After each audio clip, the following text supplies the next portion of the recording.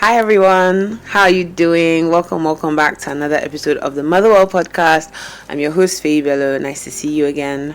So today's episode is kind of chill. I feel like we've been doing heavy stuff. I cried the first one, the second one I was preaching at you.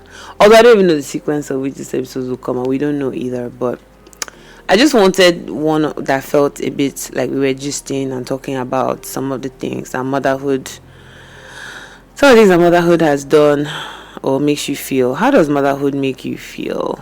I don't know if anyone is like me. Wait, before I start all this, I've never even said how was my weekend. I want to go straight. I can see that my spirit is jumping because I really want to talk about this episode topic. So this weekend, my mother traveled and left me in this country by myself. I don't like it when she does that because I feel very exposed.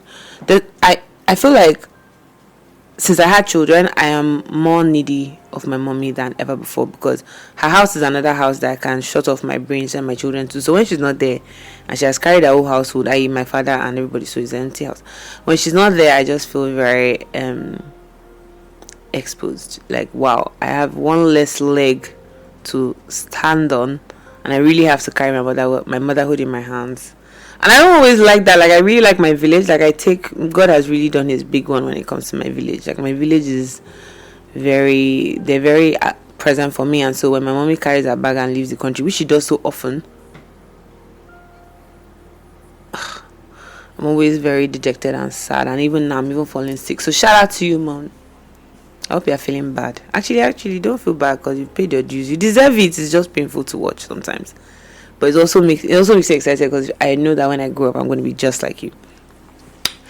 But how's mother treating me? My children are doing good. They're on holiday, which is scary. It's very scary because that means that when they wake up, they don't have anywhere to go. So they come to me, and I'm tired. Like, I'm really exhausted. Like, and then they know they don't have school, so they.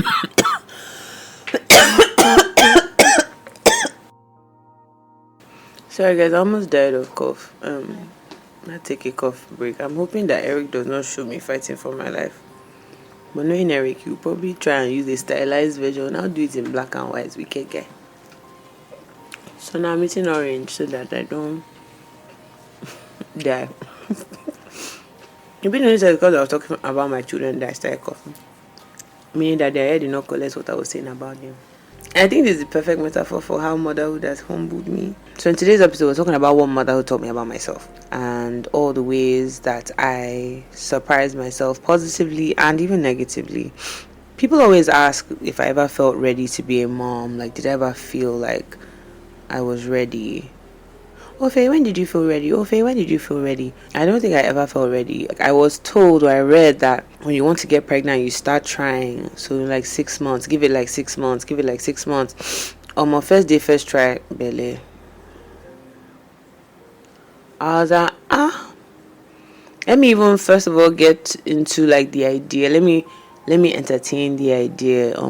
As I was still entertaining pregnancy, I was like, oh.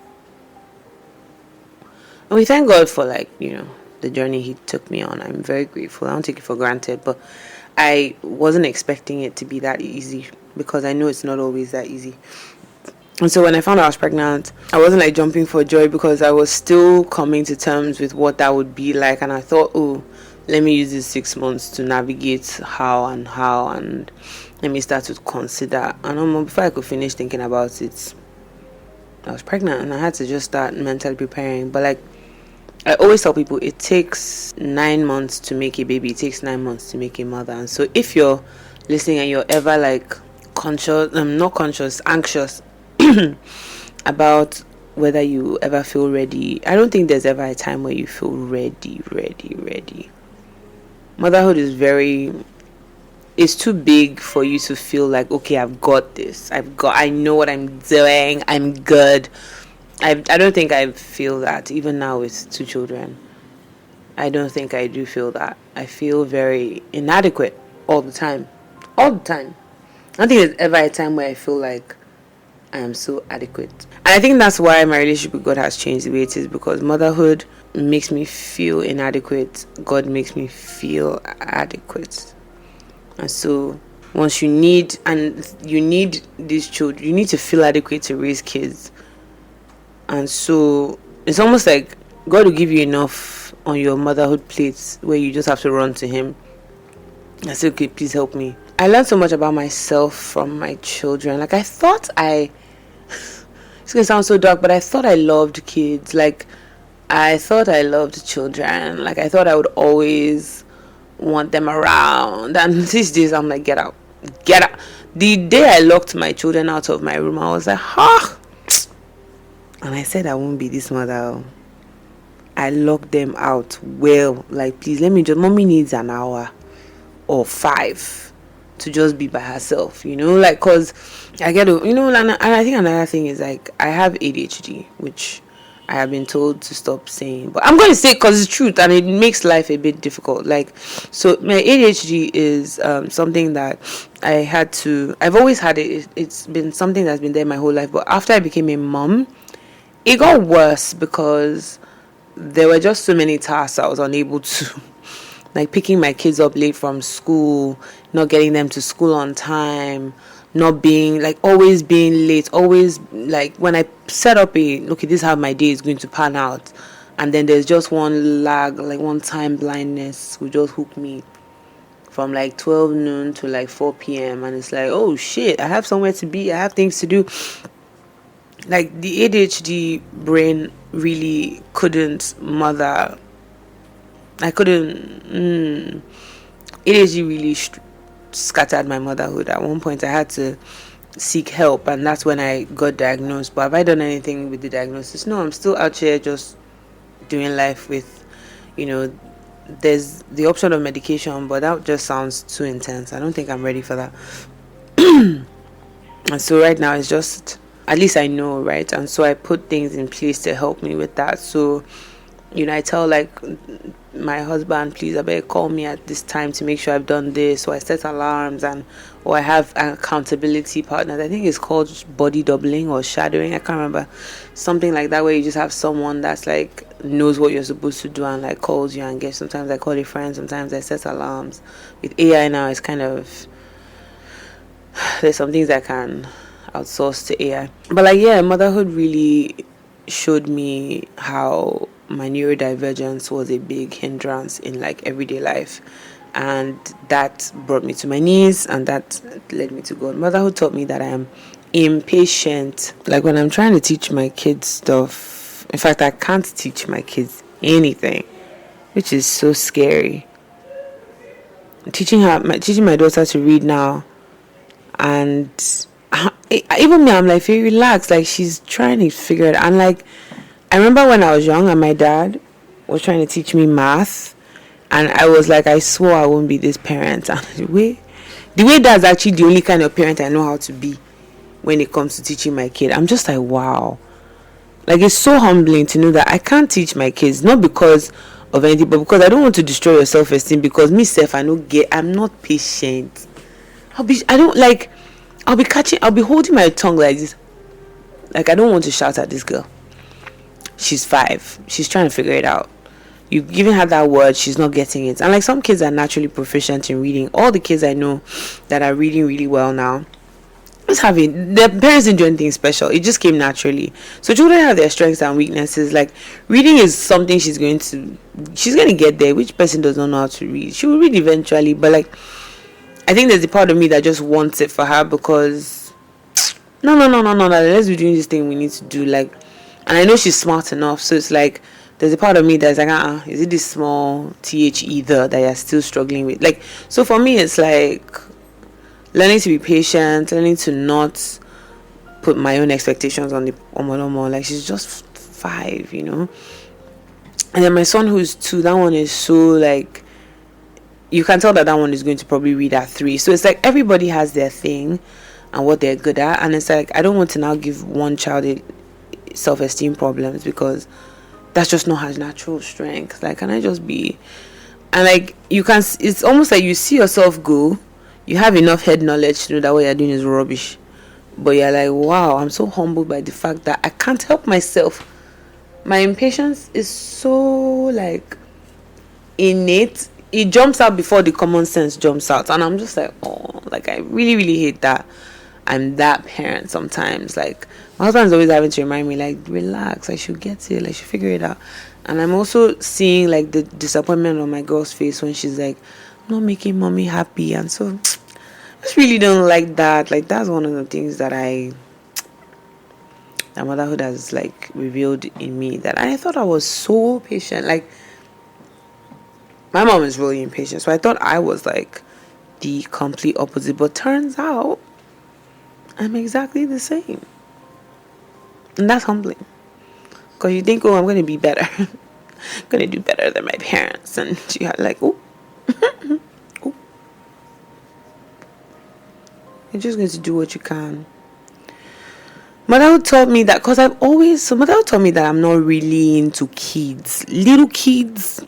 Like I keep telling my husband, I can't wait for these children to grow up. When they are teenagers, I feel like that's when me and them will be more locked in. I'm a conversationalist. I like to talk through problems. I don't like to cry through problems. So when we're talking, when the problem can be solved with a conversation, which is why even now my 5-year-old is very emotionally mature, because we have conversations even now she's 5, but there are times when the conversation is not enough. Like I can't speak a word and she will grab it. She still has to feel her childlike feelings, which is she's allowed to them, right? Because she's 5. But like I'm just like, girl, so what? And then the thing I say to her all the time that I really hate when I say is like, so why are you crying? So why are you crying? So why are you crying?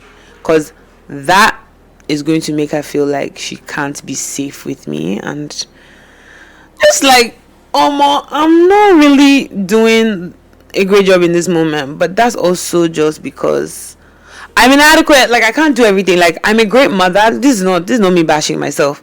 I'm a great mother. I know how to do what I know how to do, but I think I'm just going to be the first mom to say these are the things I'm struggling with, so that we can all just be saying it. Because I think sometimes we're under too much pressure as mothers to be perfect, and you can't, man. And I think another thing that God was also teaching me was that your inadequacies are making room for her adequacies. And so God is going to give somebody, one generation, less of something for another generation to find more of that thing. Because there are a lot of things that my parents aren't able to do that made room for my own gift. So, I feel like at the end of the day, you're going to count it all joy. Like it all works out. But in the moment, it's a bit yucky, it's a bit ugly, it's a bit like, And I thought more of myself than this. I thought I was more emotionally mature than this. I thought I was more wise. I was wiser than this. But, yeah. Motherhood made me comfortable with not being everybody's cup of tea.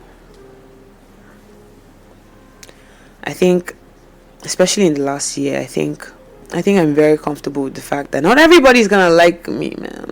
And that's okay, because even myself, I don't always like everybody. I don't like a lot of people, characters, things. Like, even myself, I don't get patience again. Like, I don't like a lot of stuff. Like, before, and this is interesting coming from me as a chronic people pleaser. Like, I used to just, that's just her way. Like, that's just normal. Like, I don't think you guys understand. She's going through stuff. Like, I used to make room for everybody's stuff. And I think with motherhood, I don't have energy for that. Like, if you're bad vibes, get out. Like, if the vibes are off, bye bye. Like, I don't try to force relationships anymore. I don't try to make things work that can go. I think another thing that motherhood has taught me is I'm okay with being the villain in your story. That's fine. And that's actually the end of that. I'm not going to even because I can feel myself wanting to over explain myself there, but I think that is self-explanatory. I'm not going to be a cup of tea, and that's okay. You don't have to like me. Even myself, there is not everybody I like. Even me, there is I don't like myself. So I extend grace for those people who don't like me, and I also extend myself grace for the people I don't like. Like, I love everybody. Everybody's a child of God, but like, I don't want you in my everyday space anymore. I think that's fine.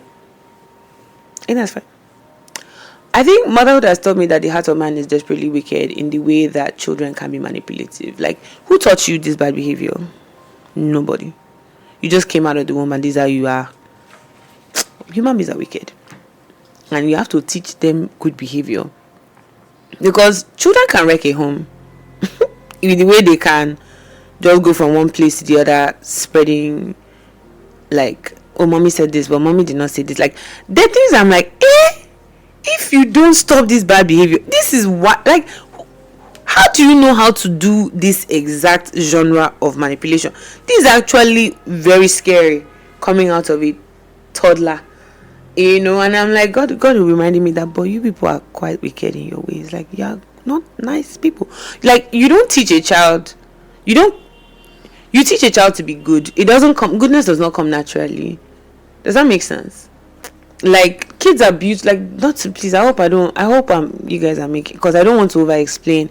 Children are not bad. Like, they're not innately bad, but like, children will do some things and you're like, who taught you this wickedness?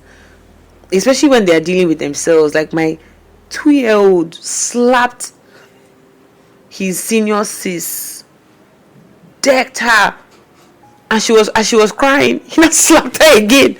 I was like, I was watching it play out because I was in shock. But I was like, as she was crying, it didn't even enter your heart to stop her or to beg. You slapped her again. I was like, whoa, we need God, okay, I understand. When you say the heart of man is just really wicked, I grab, because kids are like, the things you're like having to teach them not to do. No, you can't slap yours. You can't pull her hair. Like, and then the older one is now like she's now the one that gets decked up, because as she's getting older, she's more loving, right? Because we've taught her to love. But you see this young one that just showed up in the world. I said there was a day we had to beg Kishi to beg his sister. 3, 4, 5 hours. I was still begging this boy. Say sorry. No. Say sorry. No. Enter naughty corner. He went by himself. I'd rather stay in the naughty corner than come back and beg this babe. I mean, that was a couple months ago. We have now prayed that spirit off him. But that's how it came. That's his factory default. And that was scary to me, because I did not expect it to be like that. It just shows his strong will, and God will help us redirect in a more positive way. But that was very scary. And how people are wicked. And it's not from anybody. Nobody taught you that. That's your spirit. Wow. I learned that sometimes the problem will be solved with a nap. All you need to do is sleep. Let the rested version of you take care of this thing. This version of you right now can't hack it. You're too overwhelmed, you're too exhausted, you're too overstimulated, you're too anxious, you haven't prayed enough. The best thing you can do sometimes is walk away and sleep. Because if Jesus could sleep in a storm, so can I. So can I. Because sometimes the house is like everything is going wrong. NEPA will take like break one AC, the fridge will just start leaking water from nowhere. The microwave will stop working. Somebody can say that this rainy season now all sorts are happening, flooding. Best thing to do is just go and take a nice nap, because this version of you cannot hack the problem in front of you. Like, I think we like to run on empty a lot, and sometimes just have a nap. Just step away from the problem, and say the Feyi that wakes up after this nap is the one that's going to handle it. This Feyi right now, she can't. She has nothing to give this problem. I can't even say Hail Mary. I can't even say blood of Jesus. I can't even say God I beg. I'm just going to go straight to bed. And I think sometimes sleep with your chest. Not sleep with one eye open. Not sleep and think about the problem. Just sleep. Sleep like you are stealing it. Sleep like you are robbing yourself. Sleep like you are stealing somebody else's sleep. Like, just sleep like your children will sleep in the middle of chaos. Just sleep. And I mean, don't sleep when the house is on. Like, you know what I mean. Like, pick your moment. But Find a way to rest, take a nap, watch a movie. Like, sometimes the best thing you can do is just rest, and then let the rested, calmer version of you handle the problem. What else has motherhood taught me? Motherhood has taught me that I need my mommy. I think I mentioned that at the beginning. I need my mommy. My mommy's girl. I need my mom. Motherhood has also made me really respect my mommy, because I think of all the times when she's faced something similar to what I'm facing now, and how as children we probably didn't even know what's happening. Like, I don't even remember the time my mommy got sick. The one time my mommy got sick as a child was like extreme. She was never sick, and I know we must have made her sick, but I don't recall that ever stopping her. Like, mommy did every pickup, mommy did every drop up. I can't do that right now. Like, I can't even do what she used to do. I remember my mom coming for every, like, especially when we were in boarding school and our boarding house was so far away. She was always the first parent in. Mom is very diligent. I'm not as diligent as her. And so I think I really, really, really revere her diligence and her remarkable ability to mother in any situation. She never, even now, she's still very much our anchor. Motherhood taught me that I need God, because I really can't do this thing alone. Like, I don't have it. I don't have what it takes to mother my children. I don't have what it takes. These kids need more from me that I'm willing to ask of myself. The version of me that my children need is sometimes a version that I'm not ready to become. And that's okay. There are days where my children need someone that's very organized. There are days when they need someone that's very patient. There are days when they need someone that's very, wise and kind. And sometimes I'm just not that. So what happens on the days where you fall short of what they need? That's when you lean on God. So that's why we're here, learning how to mother with Jesus, because you can't do it without God. You can't. And I think for a lot of us new mothers, that's why postpartum depression is sure, because you try to do it in your workings and then you quickly realize that, I can't. And so before you start calling on God, you first of all try and fail and try and fail and try and fail. And I think I'm just here to tell you that before you get to that place where you break down, let's call Jesus at the beginning. Like, so if you're here and you're not a mother yet, I want you to know that you won't always feel like you've got this. You are never going to feel like you've got this. There are days where I feel like, I'm doing such a great job, and then my children will now recount that day and say it was awful, and I'm like, this day that I remember when I carried my daughter to Disney World. She was 3. I just giving birth to her brother at the time, and we were around the corner from Disney World, so let's just go for a day. We got home that day and she was like, I didn't even have any fun, or I can't remember how she said it. And I just thought, you know what? Today is the day I release myself from you. I release myself from your approval, because you can kill. Yeah. What do you mean you didn't even have fun? Because I think she wanted to go on a ride. The ride she was too young or too small. And so she carried that one. And children know how to zero in on one moment. Like, they don't know how to do like a sum total of, it was a great day. They live moment to moment to moment. So that bad moment, she cried in the car all the way. And I just sat in the car with her. She was crying. And she eventually cried herself to sleep. And I was like,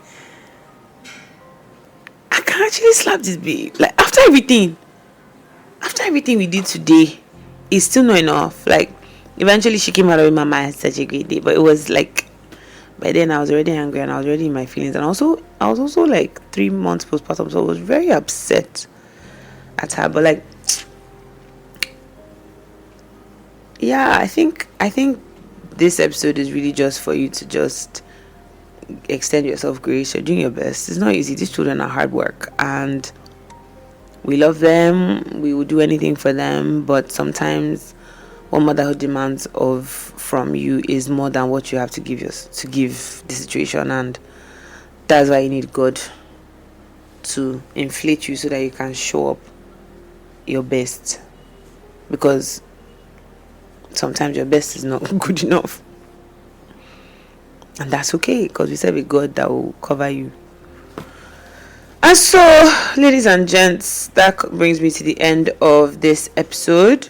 If you're watching us on YouTube, please like, comment, subscribe, share it in your group chat, share it to your friends, your neighbor, your family, share it to that mom that's coming to your mind right now as I'm talking, share it to someone that is always hard on herself, that needs to learn or hear that she's doing her best, and her best is not always good enough in her eyes though, but it's actually good enough, because all you can do is your best. I want to also give a special shout out to our sponsors, Swaddle, which is my app that I'm building for mothers. It's going to launch very, very soon. Please watch this space. Watch this space and follow Swaddle at swaddle.app on Instagram and join our waitlist link in our bio. And also a big thank you to the Luxury Collection Ltd on Instagram at the Luxury Collection Ltd for this beautiful space that they've let us film our content in. And follow the Motherwell podcast at Motherwell_pod, and follow me, Feyi Bello, at Feyi_Bello1, and I'll see you at the next one. Thank you for watching and listening. Take care.